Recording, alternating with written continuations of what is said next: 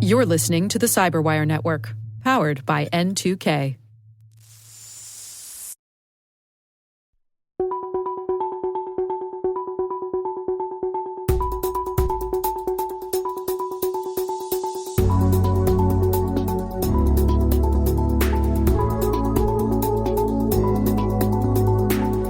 From the earliest days of cybersecurity, vulnerability research has often been viewed as equal parts science and instinct.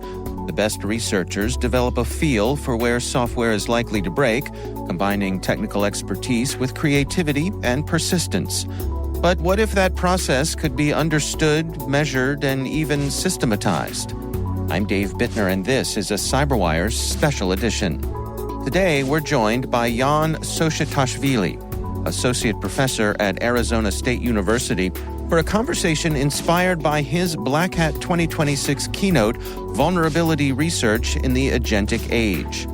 Jan explores the scientific foundations of vulnerability research and reflects on a career that's uncovered thousands of vulnerabilities across an extraordinary range of technologies, from IoT devices to web browsers, kernels, and bootloaders, using dozens of different tools, techniques, and paradigms. We'll talk about how the field has evolved, what agentic systems may mean for the future of vulnerability discovery, and why understanding the science behind the practice matters for the next generation of security research. Stay with us.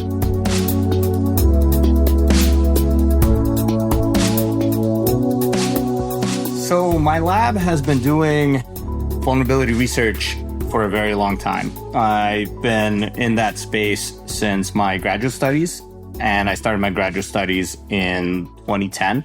And basically ever since then, I've been analyzing different types of systems at very deep levels for vulnerabilities. During this, I created, along with my colleagues, the Anger binary analysis framework, a lot of other techniques and approaches to find bugs in software, to understand bugs in software, to remediate bugs in software. And we've just been pushing the envelope for a long time. So along comes this new technology, which is LLM inference for bug hunting. And, in about 2023, the first kind of rumbles of, hey, this is actually pretty interestingly useful come along. And it's just accelerated since then, right? So now, both in our research capacity and in actual, security competitions, ODA competitions like the style of Ponto and so on, we are very, very much everywhere using agentic security analysis to augment, sometimes supersede, but mostly augment our existing work. So I figured a lot of experience from my vantage point that I can draw on because, as a faculty researcher, I work with dozens of students and other researchers in the space. There's a lot of lessons learned that we've taken away from a lot of different projects, and it'd be cool to spread those lessons to the community.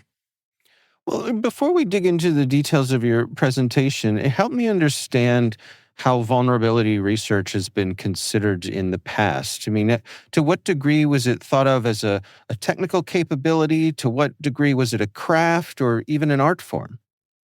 It's a great question, because it's been considered all of these different things to different extents. When I started, it was 2010. I started as a graduate researcher, but of course I was into security before that in the CTF scene and so on. To find bugs in software when I started, you could rely on these static analyzers with high false positives, unclear usability. You could dig into the very, very early days of dynamic analysis with sending random inputs, hoping for the best, or generating file formats, hoping for the best, hoping to observe security flaws in an application. But really, the majority of bug hunting back then was manual. You would stare at the software and you would understand it. And that was very much a kind of person against software, like almost martial art. In fact, inspired by that sort of feeling of vulnerability research as a martial art in the early days, created a whole like martial art and security training with my Pwn College platform. That really was inspired by this feeling of like, this is an art form. And then gradually this art form became a science. As new technology came up, I would say the biggest one that created, in my view, a very well-defined practice of this is kind of the science, the specific techniques, would be the rise of very standardized fuzzers like American Fuzzy Lop. There were some before that, and a lot arose right at the same time. But around the time of DARPA's Cyber Grand Challenge competition, the world of fuzzing kind of exploded. And now you have very well-defined, like, hey, if you want to analyze this type of software, well, this is what you do. You set up this fuzzer, you add these types of seeds, you configure this type of sanitization, this type of code coverage. It became much more step-by-step kind of science, let's say, than a more vague art. There's still space for the art. So there's this merger of both, right? As people built up understanding of the software that they were analyzing, they could really dig in much more cleverly. There's a lot of space for this human expertise and intuition. There was a huge equalization. You could really, without knowing much about reverse engineering and so on, start finding bugs in real software. And we saw a huge increase in the number of vulnerabilities identified and disclosed, and so on in that time. That era, I would claim, is ending now, where hacker with a fuzzer is starting to be outcompeted by hackers wielding AI agents that are wielding fuzzers. And now in this newly kind of discovered area, we're in the art and invention phase of this, but it's going to resettle into its own very well regimented, this is how you analyze software in the modern day as well. Does the person who has the background in vulnerability research, the person who in the previous world was a gifted artist, do they still have an advantage using the agentic tools? Absolutely, especially in this phase. I'm going to say something that can certainly be criticized, and I would probably call people out if they said stuff like this. But, in March, Anthropic released a sneak peek into Mythos, right? Their super cyber capable model with a lot of fanfare. And, this is how many bugs Mythos finds in this target. This is how many bugs Mythos finds in this target, and so on. And we were already also, of course, as was much of the rest of the world, doing agentic-driven vulnerability research. And we look at these numbers, as did a lot of other people, and said, well, wait, we're getting similar numbers without Mythos. Now, the difference, of course, is the amount of kind of human expertise, target-specific expertise, really not seeds in the traditional fuzzing sense of inputs into a program, test cases to drive different behavior, but seeds as in insights, different insights given to the models and the agentic pipelines that enabled capabilities that seem well beyond the base capabilities of the models. I have friends that achieve, quote, Mythos-like results with open models. We've achieved in many different projects, quote, Mythos-like results with frontier models, and so on. The differentiator there is that human insight, human intuition for now. It's unclear if that will remain. I don't see it fully going away anytime really soon. You're seeing a bit of a schism with hackers, actually, and how they approach this. I'm very active in the competitive capture the flag community. I ran DEF CON CTF for a couple of years. I've been a core member of Shellfish for like way too long now. I think 17 years now. That's terrifying.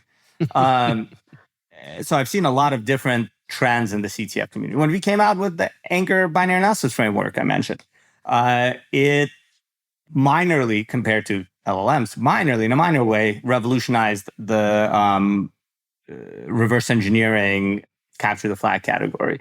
But, and when decompilers came out and got good, they revolutionized the, also reverse engineering and the exploitation category, the binary exploitation category of CTFs, as well as revolutionizing reverse engineering in the real world.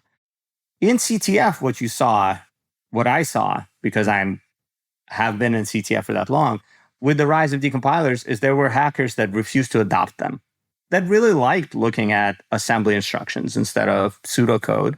And some of the best of them could keep up for a while, but if you didn't adopt the latest tools, you were eventually kind of forced to basically announce your retirement. And we're seeing that right now in the capture the flag community. All of these hackers are retiring because to them, what they really loved about capture the flag, about that sort of applied high stakes security, is being kind of eaten away by the agents doing the nitty gritty like that they really loved to do.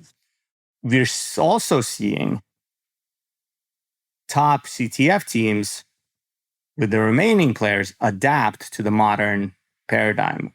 Because if you look at the scoreboard of the top CTFs of, for example, DEF CON CTF qualifiers, there's a quick competition with bespoke software, so it's not fully representative of the real world, but there's a window to the real world at it.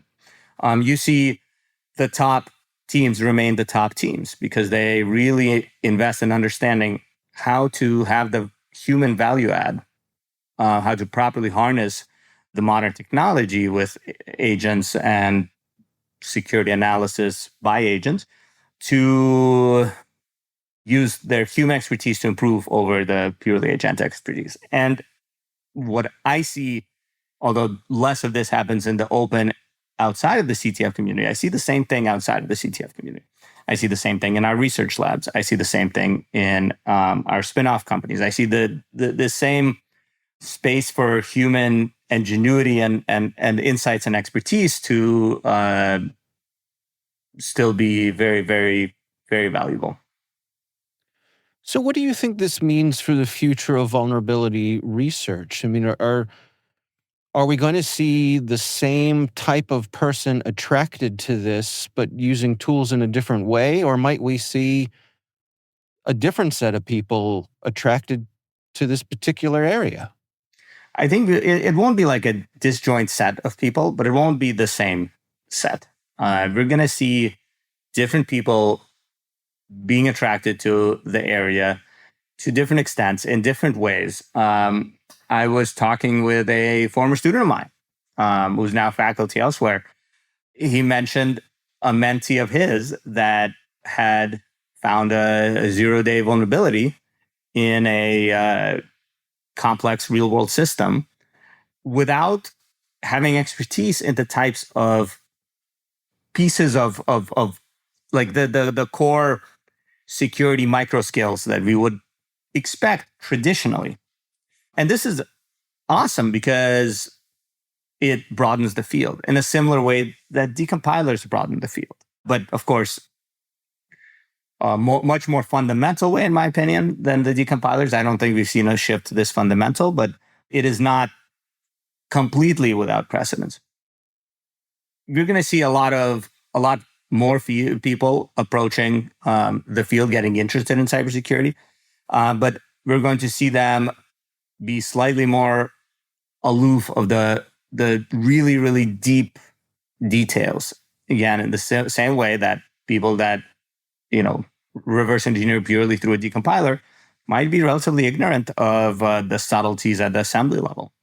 And that's going to be a very interesting transition. I think the amount of people that get into cybersecurity is going to grow because this stuff is really fun, whether you're doing it with the help of an agent or not. And realistically, again, we've always been doing it with the help of tools for decades. So this is, in that sense, kind of another tool. I think it'll drive a lot of the people that really love those, specific micro skills. It'll drive them out. It has already driven them out. I see a lot of old timers in cybersecurity at least capture the flag because, they feel like what they love about it is no longer relevant. I think for some of them, it's good excuse to, put down the cape and go to a less stressful life. But, will they leave? Will those people leave security in general? I have my doubts there. I think a lot of them are still leading security companies, et cetera, exploring the new capabilities. So I think in that, the current old guard will probably stay because the current old guard at the top high level doesn't look at assembly anymore anyways.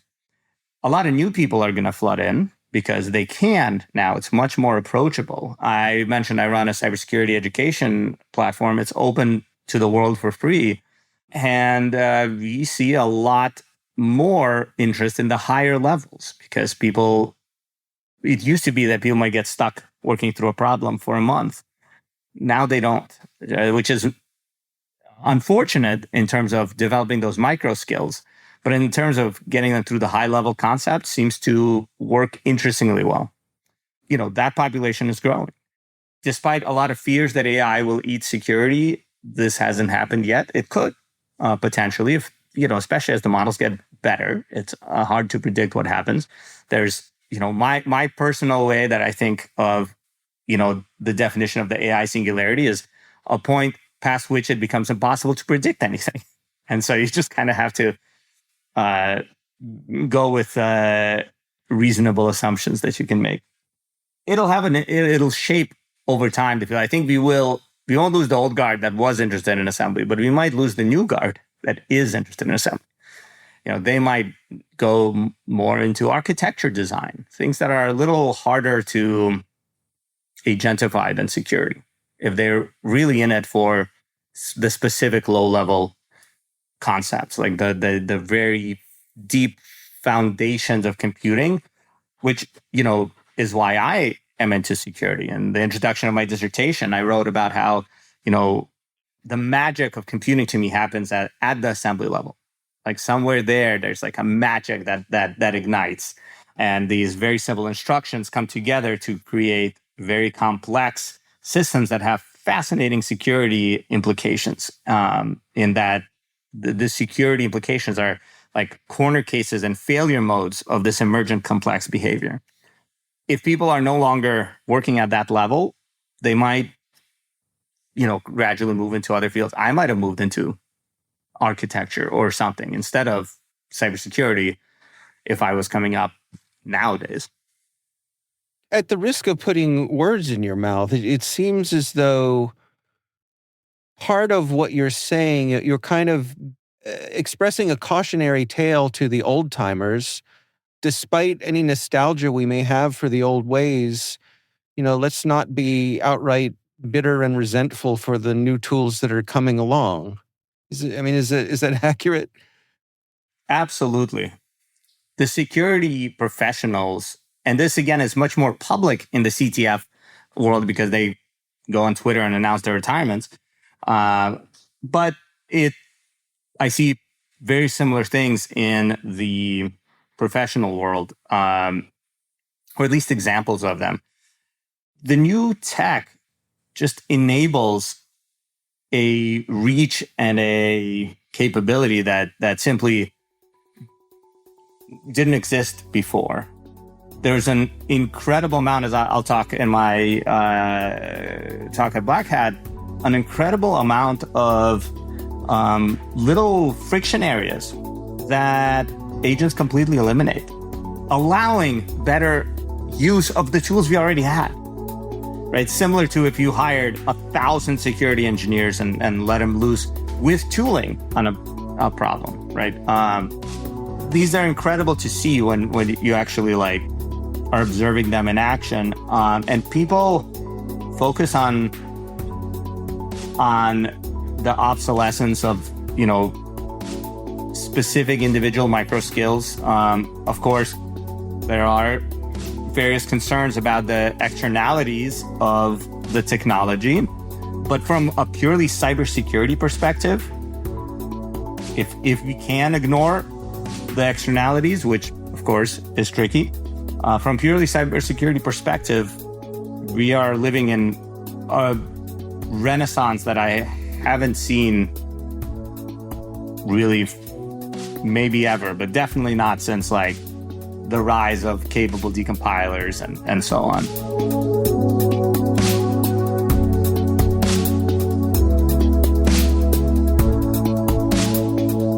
Our thanks to Jan Soshatashvili, Associate Professor at Arizona State University, for joining us and sharing insights from his Black Hat 2026 keynote, Vulnerability Research in the Agentic Age. If you enjoyed this conversation, be sure to subscribe to the Cyberwire so you never miss out on our special editions, daily news, and in-depth interviews with the people shaping the cybersecurity landscape. I'm Dave Bittner. Thanks for listening.